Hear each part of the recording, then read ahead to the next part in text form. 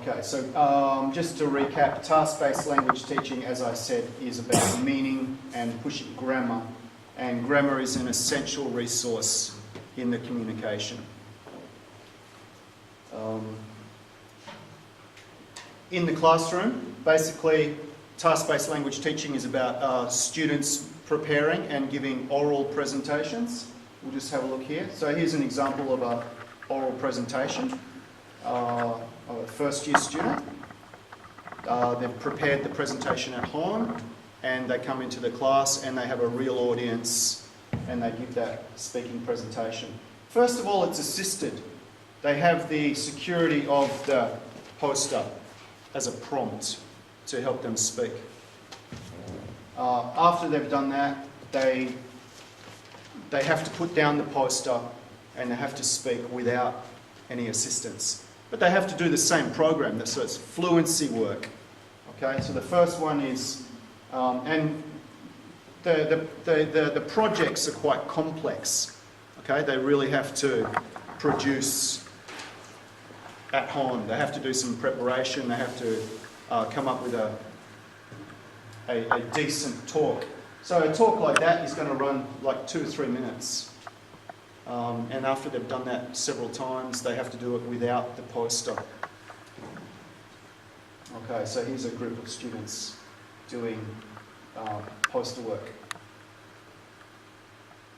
Okay, so as I said, code switching is a common feature of these classrooms. And if I walk around this kind of classroom, a lot of students are going to switch into Japanese, which is a communication strategy. But as I've said, it's not a good learning strategy. Which brings us back to the highlighting strategies at the top of the communicative competence. The most important strategy is awareness of what you are doing while you are doing it. What I found was, when I started studying code switching, I found that most students didn't know that they weren't learning. Most students assume in the beginning that code switching, it's a communication strategy, it's helping me. And they don't know that it's not helping them. So that's part of the project of today's talk. And I hope you can go away today understanding that when a student code switches in the classroom, they're probably doing it because they think it's helping them learn the language. If you go back to your junior high school experience in Japan, all of the textbooks are bilingual. So the early learning experience is telling the students that, okay, the Japanese is going to help you learn the English. It's probably true in the very beginning stages, but it's not true if you're planning to speak with other speakers of English across the world, in the globe. Okay, so code switching, mixing 2 languages. Here are some signs, yeah? And this is a little task, okay? Which sign is not code switching? Just so you really understand code switching. One sign is not, okay? Talk with a partner. Which sign is not code switching?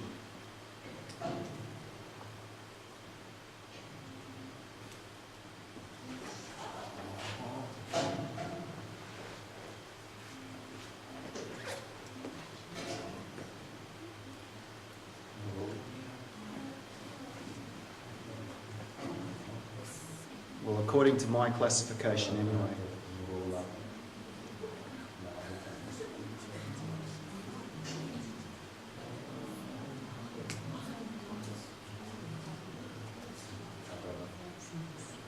Are there any Spanish speakers here? Can you read those signs for us?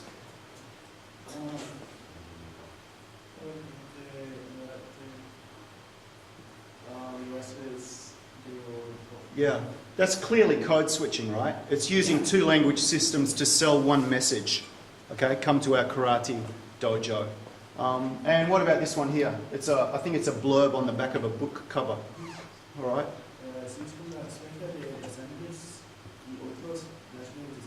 So it's just pure code switching. It's mixing 2 language systems to give one message. All right. And this one here, I don't know what does that what chale mean? Is that Spanish? I asked somebody else and they said they'd never heard of it, right? But obviously it's local slang or local dialect. Do you know that? No?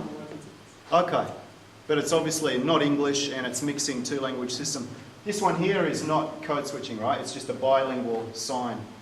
So bilingual because it's just saying message, message, message, message, in repeating the same message in different language systems. So the thing about code switching is it's mixing the language system to achieve a communicative outcome.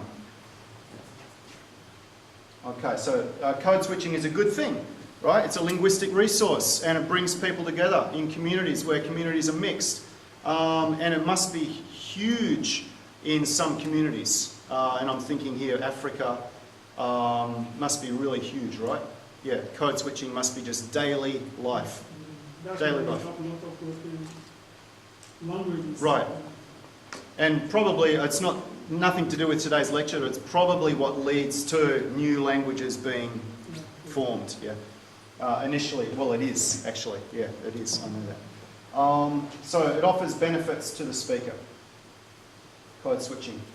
So here are some of the benefits. Okay, it gives you an identity that relates. So let's say that you're mixing two language systems and it gives you an identity in both the languages. It signifies group membership. It helps you convey meaning across languages, covers lexical gaps, and functions as a discourse marker. So for example, you're speaking in English, de, da da da da da de. So using the Japanese discourse point to move on to the next part of your speech. Okay? And to help each other. And finally, to establish frames, which is what I want to talk about next. Because if you imagine a frame, right, and people in the frame, which is really what we always in frames.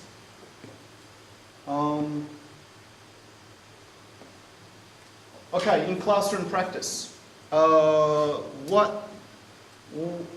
this is something that I've always been impressed with. If you had to say, what's your best tip on your first class at the beginning of a new year, semester 1, if you're a teacher, okay? And you go into the classroom and you think, me, them, right? The class, the teacher, and we have to get together, we have to find common ground. And a lot of teachers, I would say, could be going with the assumption that the class is a group. But it's not true. At the beginning of a semester in any classroom, the class is not a group. Right? You've got a whole lot of individuals in the classroom. So the classroom is not a community. A community is people with common interests, common goals. The class is not a community. And if we put in speech there, if it's a language learning class, the class is not a speech community. In name, of course, English Course 101, but it doesn't mean that everybody's there to learn the language. So what I want to do as a language teacher is get the class to be a community throughout the first few classes of the semester. Because if they're functioning with the same goals and the same interests, the class is going to work really well. Okay, so non-verbal. Okay, we're going to talk about frame theory. And frame theory is going to help us understand the code switching in greater detail. Because code switching, the problem with code switching, as I've mentioned, is that you stop language learning. So the challenge is, as a teacher, is, okay, we have a great methodology, task-based language teaching, and we have a big problem, code switching. How do we fix it? And my way of, first of all, I didn't know how to fix that problem. Teaching. Been teaching a long time and I don't know how to fix that problem. So that was on my mind for a long time, and I think I found a solution, and I'm going to tell you about that. Part of understanding how to fix that problem is frame theory. Okay, so first of all, some introduction to frame theory. Non-verbal communication is very much important in frames. Okay, think non-verbal.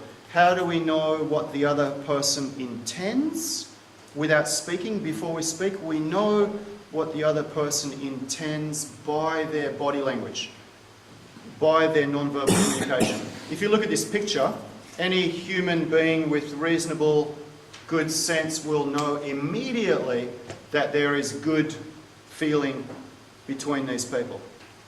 No question. I don't think anybody could deny it. We know that just from the non-verbal information. What about this guy here? He looks threatening, doesn't he? Would you say this guy looks threatening? First impression, wow, threatening behaviour. Non-threatening? Threatening. All right, so this guy, this anthropologist, a person who studies people, right, anthropologist, Gregory Bateson, who, when I was doing my undergraduate, I had to read Gregory Bateson, and I liked his books. Well, I liked his book. I think it was called Steps to an Ecology of Mind. He was the one who came up with frame theory, and his big research question was, how do we know that, or how do the apes know that when they are being charged, by a big, hairy ape, how do they know it's play? Because the difference between play and real is almost impossible to see. That's what the frame is. The frame is the information that you get from the non-verbal communication that is difficult to see, but you can sense it. So here we have the ape who is charging, threatening behaviour, but it's not real, it's play. But it looks the same as real.